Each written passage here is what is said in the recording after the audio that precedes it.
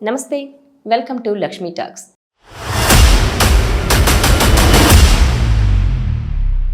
నేను లక్ష్మీ పాకనాటి.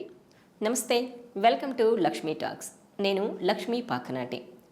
దేశవ్యాప్తంగా బెంగళూరు డాక్టర్ ఘటన ప్రకంపనలు సృష్టిస్తోంది. ఆగస్టు 8న అర్ధరాత్రి తర్వాత జరిగిన ఈ ఘటన ఇప్పటికీ కూడా తీవ్రంగా పెను దుమారం రేపుతోంది. ఈ కేసులో ట్విస్టుల మీద ట్విస్టులు వెలుగులోకి వస్తున్నాయి. తాజాగా మరో ట్విస్ట్ బయటకు వచ్చింది. అదేంటంటే, ప్రధాన నిందితుడు సంజయ్ రాయ్ను కోర్టు ముందు హాజరుపరిచారు. ఈ నేపథ్యంలోనే జడ్జి ముందు కన్నీటి పర్యంతమయ్యాడట ప్రధాన నిందితుడు సంజయ్ రాయ్. అదేంటంటే, తనకే పాపం తెలియదని, తనను అన్యాయంగా ఈ కేసులో ఇరికించారని జడ్జి ముందు తన గోడు వెళ్లబోసుకున్నాడట. ఎందుకంటే సంజయ్ రాయ్కు పాలిగ్రాఫ్ టెస్టుకు కోర్టు అనుమతించింది. ఈ నేపథ్యంలోనే పాలిగ్రాఫ్ టెస్టుకు నువ్వెందుకు అంగీకరించావు అని కోర్టు ప్రశ్నించినప్పుడు, నిజానిజాలు బయటకు రావాలంటే ఈ పాలిగ్రాఫ్ టెస్ట్ జరిగితేనే నిజానిజాలు బయటకు వస్తాయని, అందుకే తను ఈ టెస్టుకు అంగీకరించినట్టు చెప్పాడట సంజయ్ రాయ్. అయితే ఇప్పటి వరకు సిబిఐ విచారణలో ఉన్నప్పుడు తను ఈ నేరం చేశానని, అలాగే తనను ఏం చేసుకున్నా కానీ తనకేం బాధ లేదని, తానే ఈ నేరం చేసినట్టు అంగీకరించిన సంజయ్ రాయ్ ఇప్పుడు మాత్రం తనకే పాపం తెలియదని జడ్జి ముందు కన్నీటి పర్యంతమవడం ఇప్పుడు హాట్ టాపిక్గా మారింది. మరోవైపు తాజాగా ఓ కీలక వీడియో రిలీజ్ చేశారు అధికారులు. అదేంటంటే, ఆగస్టు 8న అర్ధరాత్రి 1 గంటకు ఈ సంజయ్ రాయ్ చెవులకు ఇయర్ ఫోన్స్ పెట్టుకొని అలాగే ఆర్జికర్ ఆసుపత్రి సెమినార్ హాల్లోకి వెళ్ళడం సీసీ ఫుటేజ్లో రికార్డ్ అయింది.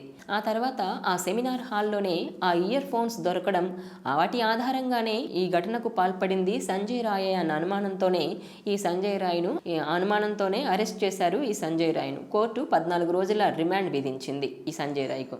ఈ నేపథ్యంలో మరోవైపు ఈ సంజయ్ రాయ్ ఇటు ఆర్జికర్ ఆసుపత్రిలో ఈ ఘటనకు ముందు అక్కడ రెడ్ లైట్ ఏరియాకు వెళ్ళాడని, అక్కడ 2 వేశ్యలతో కూడా గడిపినట్టు, ఆ తర్వాత అక్కడి నుంచి నేరుగా ఆర్జికర్ ఆసుపత్రికి వచ్చి ఈ ఎవరైతే ఉన్నారో ఈ ట్రైనీ డాక్టర్పై ఇలా అత్యాచారం చేసి అత్యంత కిరాతకంగా దారుణంగా హతమార్చినట్టు తెలుస్తోంది.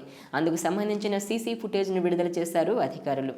ఈ నేపథ్యంలోనే ఈ ఘటనకు పాల్పడింది ఇటు ఈ ట్రైనీ డాక్టర్ను అత్యంత పాశవికంగా ఆమె ఎముకలు విరిచేసి, అలాగే హార్ట్ పైన గాయాలు, గొంతు పైన గాయాలు చేసి అత్యంత దుర్మార్గంగా ఆమెను ఎందుకు హత్య చేశారన్నది ఇప్పటికీ అంతుబట్టని విషయమే. మరోవైపు ఈ ఘటనకు పాల్పడింది ఒక్కరా, లేదంటే అంతకంటే ఎక్కువ మంది ఉన్నారా అన్నది కూడా ఇప్పటి వరకు తేల్చలేకపోయారు. ఈ నేపథ్యంలోనే అయితే ఒక్కరు చేసిన పని కాదు, ఈ ఘటనలో ఇంకా చాలా మంది ఇన్వాల్వ్ అయ్యారంటూ ఇటు ఆ ట్రైనీ డాక్టర్ తల్లిదండ్రులు కూడా ఆరోపిస్తున్నారు. వారిపై కఠిన చర్యలు తీసుకోవాలంటూ డాక్టర్లు కూడా ఇప్పటి వరకు ఆందోళనలకు దిగారు. ఈ నేపథ్యంలోనే నిందితునికి పాలిగ్రాఫ్ టెస్టుకు అనుమతించింది కోర్టు. అలాగే ఈ ఘటనలో మరో నిందితుడైన మాజీ ప్రిన్సిపల్ సందీప్ ఘోష్ను కూడా అరెస్టు చేశారు. ఈ నేపథ్యంలోనే ప్రధాన నిందితునికి పాలిగ్రాఫ్ టెస్టుకు అనుమతించింది కోర్టు. మరోవైపు ఈ కేసులో మరో నిందితుడైన మాజీ ప్రిన్సిపల్ సందీప్ ఘోష్ను కూడా అరెస్టు చేశారు. ఆయనతో పాటు ఆ రోజు డ్యూటీలో ఉన్న మరో 4 డాక్టర్స్ కూడా లై డిటెక్టర్ పరీక్షలు చేసేందుకు కోర్టు అనుమతించింది. ఆ పరీక్షల తర్వాతే అసలు ఈ కేసులో ఏం జరిగింది, ఎవరెవరు ఇన్వాల్వ్ అయ్యారు అనేది తేలే అవకాశం ఉంది.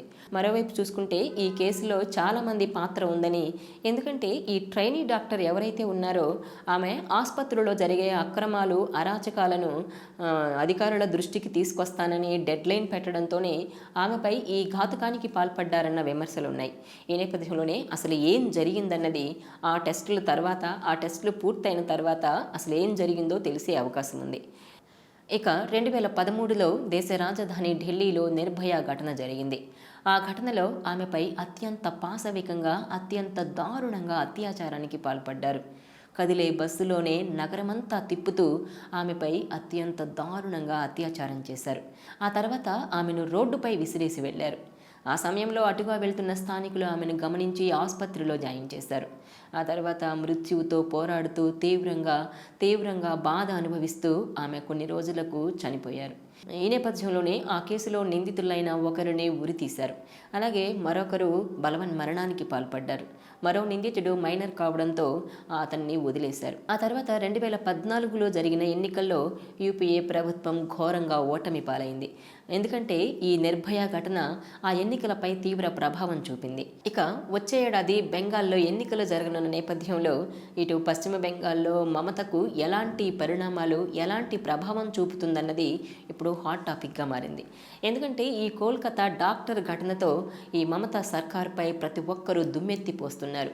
ఎంత అఘాయిత్యానికి పాల్పడి ఇంత దారుణంగా ఆ ట్రైనీ డాక్టర్ను హతమార్చితే అసలు పోలీసుల తీరు కానీ, ఇటు ప్రభుత్వం తీరు కానీ ఏ మాత్రం సరైంది కాదని, ఇటు ప్రభుత్వం కానీ ఇటు పోలీసులు కానీ వ్యవహరించే తీరు సరిగ్గా లేదంటూ ప్రతి ఒక్కరూ ఫైర్ అవుతున్నారు. ఈ నేపథ్యంలోనే ఇటు నెక్స్ట్ వచ్చే ఎన్నికల్లో మమతా పరిస్థితి ఏంటి, ఎలా ఉండబోతోంది, ఇటు బెంగాల్ రాజకీయాలు ఏ మలుపు తిరుగుతున్నాయన్నది ఇప్పుడు తీవ్ర చర్చనీయాంశంగా మారింది.